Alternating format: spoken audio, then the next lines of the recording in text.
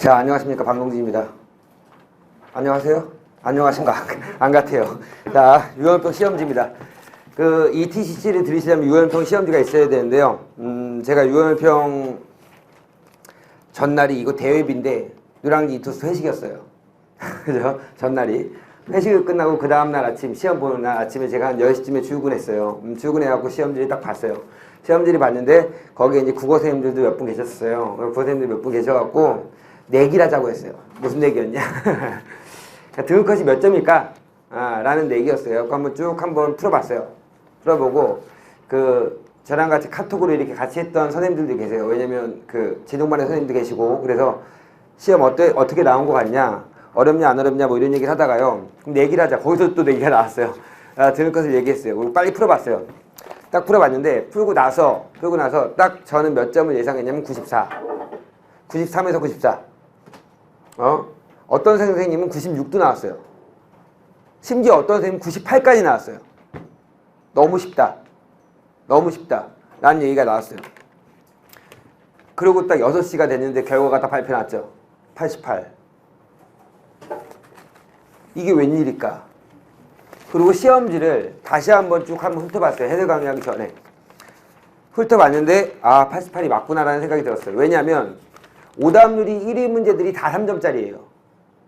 예를 들어서 여기도 분명히 있을 텐데요. 5번 펼쳐보세요. 자기 시험지 5번 틀린 사람 분명히 있을 것이고요. 그다음에 10번 틀린 사람이 있을 거고요. 다 죽여버리고 싶어요. 진짜 5번 10번 틀린 사람은. 아무튼 그런데 그 다음 또 뭐냐면 14번 이게 오답률 2위 문제죠. 뭐 있었죠? 견문장 혼문장 나온 거.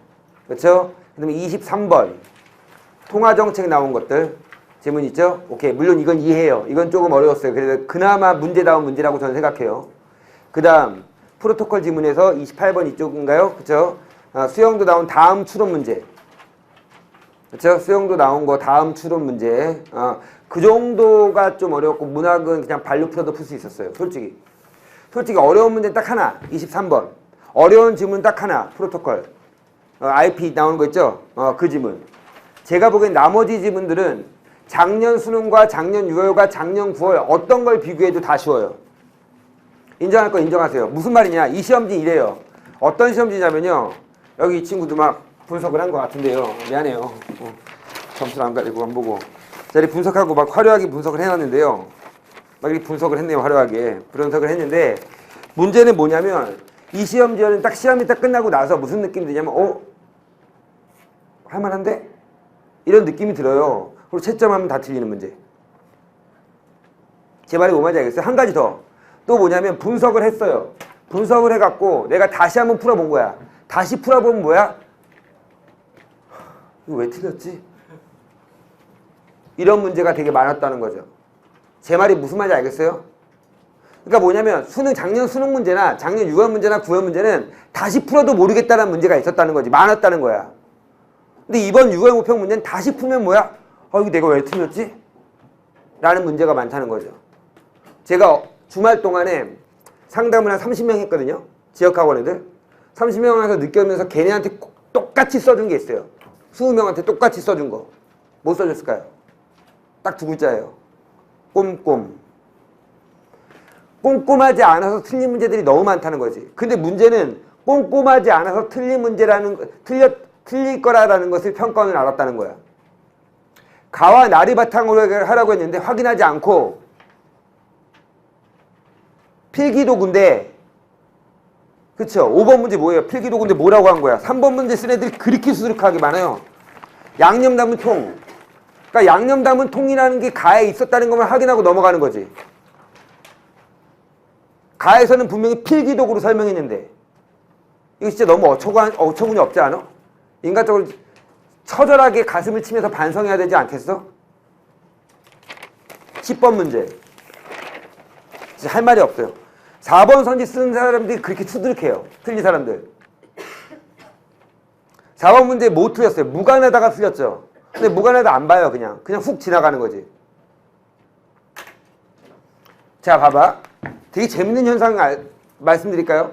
딱 이 시험지가 딱 끝나자고 나서 뭐냐면 정확하게 주말이 지났잖아. 주말 동안 뭐야? 갑자기 안 팔리던 화법작문 강의가 팔려요.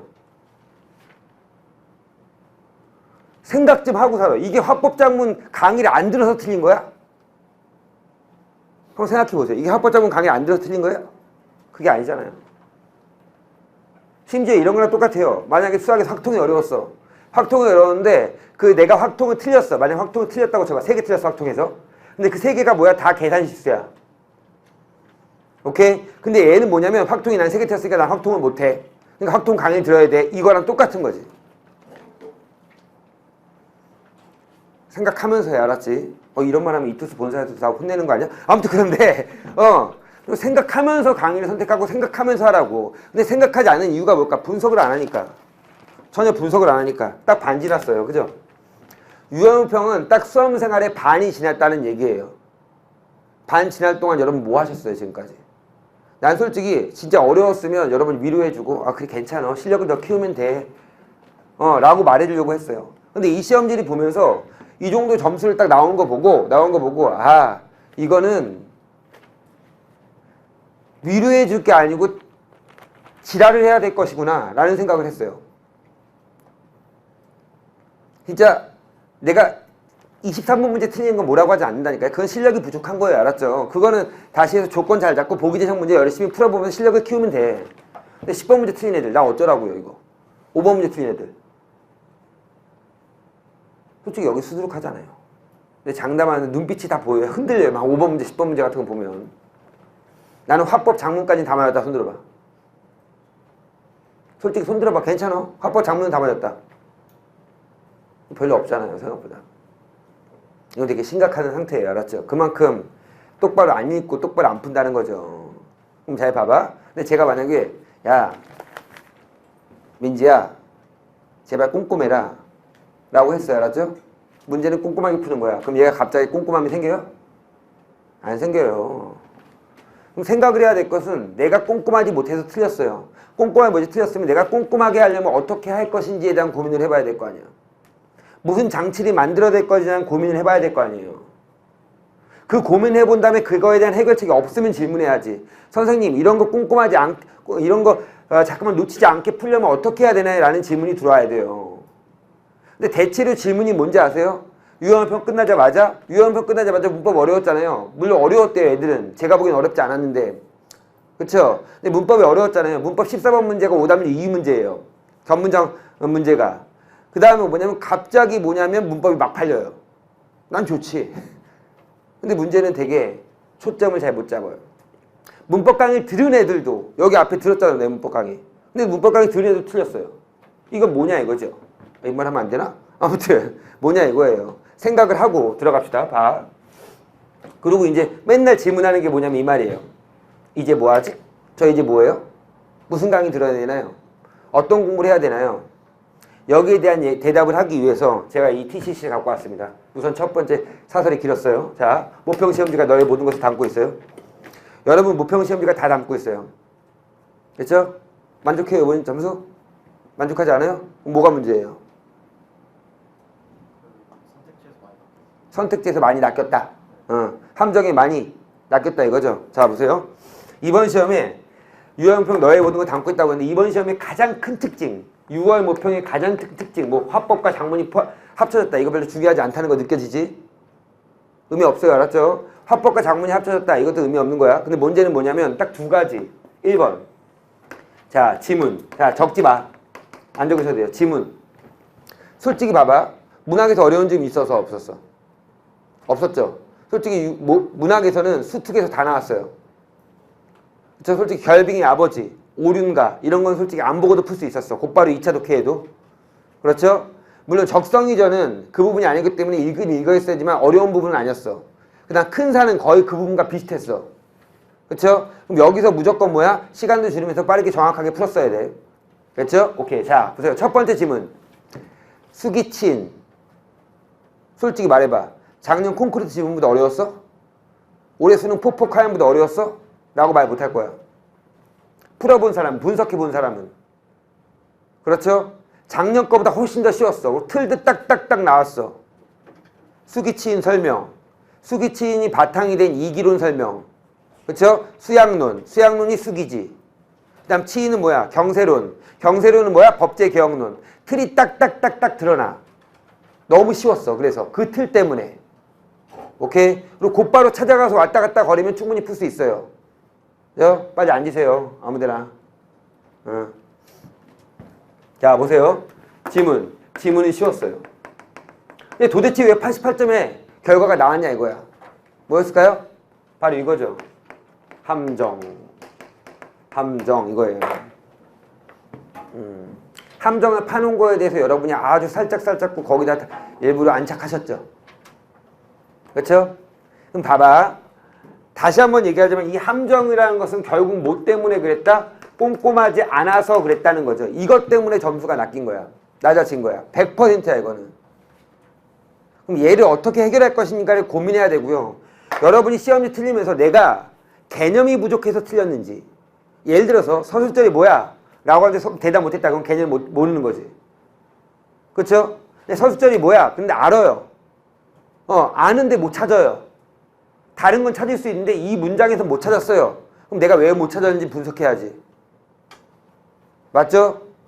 그러니까 제발 부탁인데 해설 강의 들으면서 따뜻한의 주어는 봄이야. 이게 중요한 게 아니고 내가 이 따뜻한의 주어를 왜 못 찾았는지, 이 따뜻한이 관용대라는 걸 내가 왜 못 찾았는지를 판단해 봐야지. 그쵸? 그 생각을 하면서 분석을 하셔야 되고요. 두 번째. 이렇게 됐는데도 불구하고 결국은 뭐다? 이런 방식으로 함정이니까 선지 읽었던 거 또 읽고 읽었던 거 또 읽고 읽었던 거 또 읽는 거지. 그러니까 뭐가 모자라? 시간이 부족하지. 이번에 대체로 합법과 작문과 문법을 제가 몇 분 안에 풀라고 했어요. 최대 20분 안에 풀라고 했죠. 합법과 작문 문법 풀었는데 30분 지났대. 합법과 작문 문법 풀었는데 25분이 지났대. 그런 애들이 수두룩했어요. 왜 그랬을까? 답이 안 나오니까 또 보고 답이 안 나오니까 또 보는 거지. 그쵸? 과감하게 제꼈어야 되는데. 제가 4등급 이하 애들한테 이렇게 분명히 얘기했죠. 마지막 시간에 뭐라고 했어? 비문학 어려운 점 있으면 넘겨라. 넘기고 문학 풀고 비문학 풀어라. 이런 얘기도 다 말씀드렸어요. 근데 붙잡고 있다가 또 날렸죠. 그러니까 내가 실전 전략이 실전 능력이 부족하니까 이 현상이 발생하는 거죠. 근데 물론 실전 능력 때문만은 아니야. 개념이 부족한 학생도 있고 아직까지도 뭐야? 독해력이 부족한 학생이 있어. 자, 보세요. 자, 모든 것을 담고 있다고 했는데 딱 세 가지 키워드 얘기할 거야. 고난이도 문법 비문학. 요번에도 결국 문법 비문학에 다 낚였어. 못하는 애들은. 잘하는 학생들도 같은 경우도 문법 비문학에 낚였어요. 자, 첫 번째. 이 문제가 뭐죠? 오답 1위 문제예요. 오답 2위 문제 70%. 자, 보세요. 솔직히 서술절을 모르는, 재수업 듣는 애들은 서술절을 모르는 애들은 없어요. 그런데 나는 디귿선지를 딱 보면서 뭐냐면 박수 딱 쳤잖아요. 디귿 보기를 보면서. 어우, 굿. 아름다운 예문이야. 이게 왜 아름다운 예문인지 느껴져? 이게 어디서 함정을 팠는지 느껴져야 돼요. 어디서 함정 팠어요? 여기서 팠죠. 동생이 엄마가 산다. 그쵸? 심지어 끝난 다음에 뭐라고 나왔는지 알아?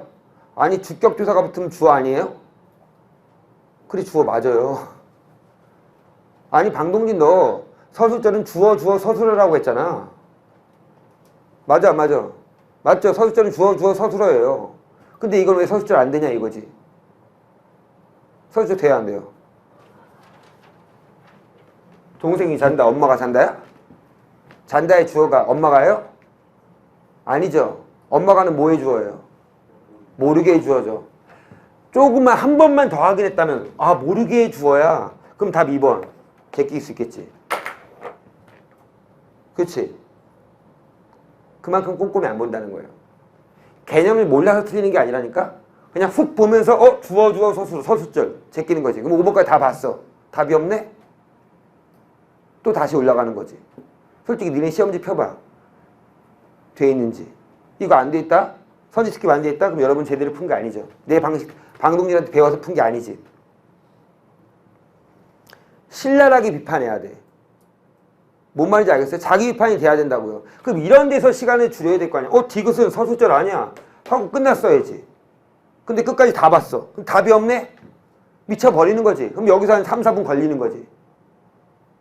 제 말이 무슨 말인지 알겠죠? 정확하게 꼼꼼하게 푸셔야 된다고요. 자, 솔직히 저는 이렇게 어려운 문제라고 생각하지 않았어요. 이게 오답률 딱 6시에 이제 오답률 발표 나잖아요. 발표 나면 이게 70%길래 그래, 요것 때문에 헷갈릴 수는 있겠다. 하지만 내 제자들은 맞췄겠지? 자, 보세요. 뒷문항. 요거 봅시다. 75%짜리. 이 문제는 되게 잘 냈습니다. 우선 첫 단락에서 기준금리와 이자율의 관계를 판단하지 못한 학생은 못 풀어요. 그죠? 오케이. 자, 보세요. 우선 첫 번째는 뭐냐면 기준금리와 이 문제는 되게 잘 냈다고 내가 했어요. 이자율의 관계. 둘이 뭐야? 같은 거죠. 같이 움직이는 거야. 됐지? 두 번째. 이자율과 물가와의 관계를 파악해야 되고, 그렇죠? 세 번째 뭐까지 파악해야 돼? 외부 시차, 정책 외부 시차까지 파악했어야 돼요. 이 세 가지 조건을 다 가지고 여기다 적용하라는 거지. 그래서 문제가 되게 좋다고 생각한 거예요. 근데 솔직히 이 정도 조건에 대해서 나왔던 문제는 예전 게 훨씬 더 어려운 게 많아요. 근데 왜 박살났을까요? 첫 번째, 앞에서 벌써 시간이 부족했으니까 박살난 거예요. 제가 보기에는. 이거는 다시 보면 못 푼다. 선생님 다시 봤는데 이건 너무 어려워서 못 풀겠어요 라고 하면 실력이 부족이야. 알았죠? 근데 만약에 다시 봤는데 이거 내가 왜 틀렸지 했다는 것은 뭐야? 조급하게 풀어서 틀린 거야. 방금 내가 했던 말, 내가 뭐가 부족한지에 대한 그 원인을 얘기하는 것이 되게 중요해. 그 원인을 얘기해야지만 제가 뭐냐면 아, 너는 이렇게 풀어라고 해결책을 제시하겠죠. 제 말이 뭔 말인지 알겠죠? 자, 우선 고난이도 문법과 비문학에 대해서 간단하게 말씀드렸는데요. 이 두 문제 빼놓고는 제가 보기에는 아주 어려운 문제는 없었어요. 물론 프로토콜 그 RPG 지문은 지문 자체가 정보가 좀 많은 건 있었지만 과정에 대한 거. 자, 두 번째 EBS 문학. 이건 제가 할 말이 없어요. 요번엔 유형평은 이 EBS 문학이 키워드가 될 수밖에 없었어요. 왜? 이 EBS 문학에서 시간을 줄였어야 돼요. 그쵸? 솔직히 저는 요번에 문학 풀 때 몇 분 안에 거의 풀었냐면 17분인가 걸렸어요. 문학 풀 때. 16, 17분. 적성인전 다 읽었습니다. 물론 큰 산은 훅 읽었어요. 그 다음 결빙의 아버지 안 읽었고요. 전 고풍상도 아닌 작품이에요. 그건 안 읽었고요. 알았죠? 그 다음 참화설도 안 읽었고요. 읽을 게 없어요. 물론 소설은 다 읽어야 된다고 했어요. 제가 분명히 말씀드렸는데 EBS에서. 그리고 문제도 너무 쉽게 답이 틱틱틱 나왔어요. 만약에 이번 문학에서 틀린 사람은 문학이 좀 문제가 있는 거 알았지? 틀린 문제가 없었어요. 이번에는. 아시죠? 문학은. EBS 문학. 자, 여기 딱 보면 뭐 좀 흔한데 연계된 게 다 나와 있어요. 솔직히 연계된 게 뭐야? 다 연계됐어요. 한 작품 빼놓고. 구월문평도 그럴까요? 예, 구월문평도 그럴 거예요. 근데 수능은 조금만 달라요. 여기는 지금 재수생 이상들이니까 그게 알 거야 분명히. 그럼에도 불구하고 EBS 연계 공부해야 돼 안 해야 돼? 당연히 하셔야 돼요. 알았죠? 그렇죠? 한 작품이라도 내가 아는 작품이 나오면 마음이 편해지고 좋아지니까. 알았죠? 파지검사 했어요 안 했어요? 했어요? 파지검사 할 때 작품 나온 거 보니까 뭐예요? 마음 편하지 않아요? 편한데 왜 틀렸어? 자, 보세요. 농담입니다. 보세요. 그 다음 시간관리입니다. 시간관리. 자, 시간관리도 마찬가지로 신경을 좀 쓰셔야 되는데 이번에 시간관리 못한 학생이 너무 많기 때문에 우선 지문을 많이 읽고 독해력 연습을 많이 하고 개념을 잘 알고 있으면 시간은 빨라져요. 그건 확실해요. 공부를 하다 보면. 근데 문제는 시간에 맞춰놓고 연습하는 연습을 하셔야 되고 두 번째는 뭐냐면 시험장에서 쓸 수 있는 시간관리법이 나와야 돼요. 알았죠? 내가 만약에 딱 풀고 있는데 시간이 부족하다는 걸 딱 느꼈어. 근데 갑자기 지문을 빨리 읽어버리면 어떻게 해? 퉁퉁 튕겨나가죠. 그럼 그렇게 하면 안 되고 뭐 해야 돼? 다른 방식을 통해서 시간을 줄이셔야죠. 그렇죠? 오케이. 그 줄이는 방법이 있으셔야 되고요. 이 세 가지 키워드가 하면 그럼 이제 뭐 해야 되냐? 다시 한번 얘기하지만 첫 번째 모평 분석 제발 철저하게 하세요. 아무 생각 없이 Q&A 달지 말라고 나한테. 저 어떻게 해요? 이 질문이 이 제목이 제일 많아요. 근데 어떻게 해요? 라고 하는데 다 뭐라고 써놨냐면 화작에서 2개 틀렸고 문법에서 2개 틀렸고 독서에서 3개 틀렸고 문학은 1개밖에 안 틀렸어요. 어떤 강의 들어야 될까요? 다 이런 질문이야. 내가 말했죠. 그럼 내가 거기다 뭐라고 썼는지 아세요? 문법이 개념이 많이 부족하구나. 더 이상의 문법은 들은 후 그 다음에 기출로 문법 완성을 통해서 적용 연습을 하렴. 비문학이 부족하구나. 10시간 비문학을 꼭 들으렴. 그러면 분명히 너는 비문학이 어렵지 않을 것이다. 이렇게 하면 걔네들 다 들어. 내가 모르겠습니까? 근데 문제는 그렇게 해서 성적 오르는 게 아니에요. 뭐냐면 내가 뭐 때문에 틀렸는지를 판단해야 될 거 아니야. 여기 오신 오늘 6월 첫째 날이잖아요. 첫 번째 날이잖아. 제발 부탁인데 분석하세요. 분석하라고. 뭐가 부족한지. 그리고 내가 인정해야 될 거야. 난 이게 부족해서 문제가 생겼구나. 난 이렇게 해야 되겠구나를 알고 계셔야 돼. 아셨죠? 자, 두 번째. 9월 모평 전까지 미진한 개념학습과 실전훈련 병행해야 되는데요. 자, 아직까지도 문법이 뭔지 모르고 예를 들어 상보적반이에요. 이것도 제가 다 해드린 거예요. 이런 것도 잘 모르겠다라고 하면 개념학습이 되셔야 돼요. 그쵸? 오케이. 의문의 변동에서 축약, 탈락, 첨가, 교체 여기 있는 것이 잘 모르겠다. 그럼 정리하셔야 돼요. 알았지? 문학 개념도 마찬가지고요. 그럼 실전훈련도 병행해야 돼요. 근데 실전훈련을 저는 이틀에 한 번씩 모의고사 풀겠습니다. 미친놈이 알았죠? 그렇게 하는 거 아니야. 최대 많이 풀어봤자 일주일에 한 번 모의고사야. 2주에 한 번 모의고사 풀어도 돼요. 알았죠? 그렇죠? 모의고사 많이 푸는 날은 언제 때예요? 9월 이후에. 알았죠? 지금 많이 푸는 게 중요한 게 아니라 지금은 약점 체크하시고 거기에 대한 걸 채우시는 게 중요하다. 그다음 셋째, 길이가 긴 지문, 정보가 많은 비문학. 이거는 계속 추세예요. 물론 이번 6월 문평에서 한 지문밖에 안 나왔지만 제가 본 길이가 긴 지문은 수기치임밖에 없었어요. 나머지 길이 안 길었어요. 그럼에도 불구하고 얘는 무조건 우리가 1등을 맞기 위해서, 만점을 맞기 위해서 키워드이기 때문에 무조건 대비하셔야 돼요. 메모하는 연습, 그쵸? 문풀 왔다 갔다 거리는 연습 계속 하셔야 됩니다. 아셨죠? 오케이. 그 다음. 자, 작년 6월, 9월 수능, 올해 6월 문제, 올해 3월, 4월도 다 들어가요. 3월, 4월. 심층 분석으로 신유형 대비하세요. 어떻게 했는지. 선생님 다 푼 문제인데요. 그게 중요한 게 아니고 지문 중심으로. 내가 메모 다시 한번 해보고. 알았죠? 다 해보시고요. 다섯 번째. 실전 연습을 통한 시간 관리, 멘탈 관리예요. 아직까지 멘탈이 안 되는 애들이 있어. 그러니까 예를 들어서 30분이 걸렸다고 쳐보자. 15분 문제까지 딱 풀었는데 30분 걸렸어요. 그럼 그 다음부터 어떻게 해야 될 거예요? 망했다 하고 포기해요? 아니죠. 그럼 어떻게 해야 돼? 지문 읽는 것을 스피드하게 읽고 빨리빨리 왔다 갔다 풀리면서 어떻게든 다 풀려고 노력을 해야지. 근데 30분이 딱 걸리는 상황에서 어떤 애는 어떻게 하냐면 어떻게 할지 몰라요. 나 이제부터 어떻게 하지? 그럼 게임 끝이에요. 알았죠? 멘탈 관리 하셔야 되고요.